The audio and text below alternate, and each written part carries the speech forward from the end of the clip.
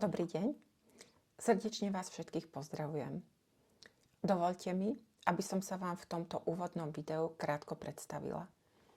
Volám sa Jana Markechová a pracujem ako advokátka v spoločnosti Markechová JMJ Legal advokátska kancelária. A právu sa venujem už viac ako 30 rokov. Počas mojej praxe som úzko spolupracovala s viacerými renomovanými medzinárodnými právnickými kanceláriami, kde som získala množstvo skúseností, ktoré využívam dodnes.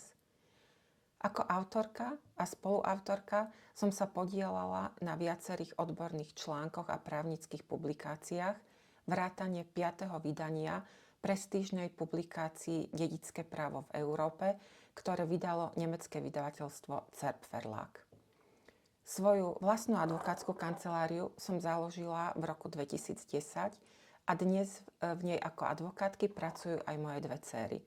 Spolu s ďalšími skúsenými kolegyňami tvoríme tak spoľahlivý tím, ktorého cieľom je poskytovať klientom právne služby na vysokej odbornej úrovni s dôrazom na flexibilitu a diskrétnosť, pričom nezabúdame ani na osobný ľudský prístup.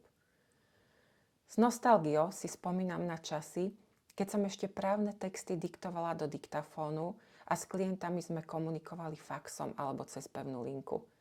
Dnes takmer všetci používame smartfóny, máme k dispozícii digitálne právne databázy, život prebieha aj na sociálnych sieťach a pri práci nám pomáha umelá inteligencia.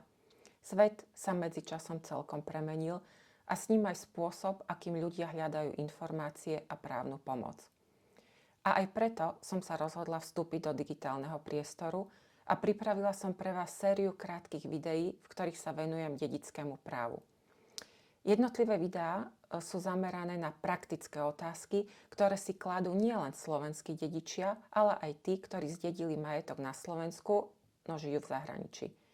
Verím, že vás tieto videá zaujmú a že v nich nájdete odpovede na otázky, ktoré práve hľadáte.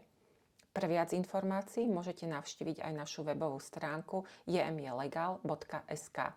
Teraz sa s vami lúčim, ale teším sa na vás v ďalších videách.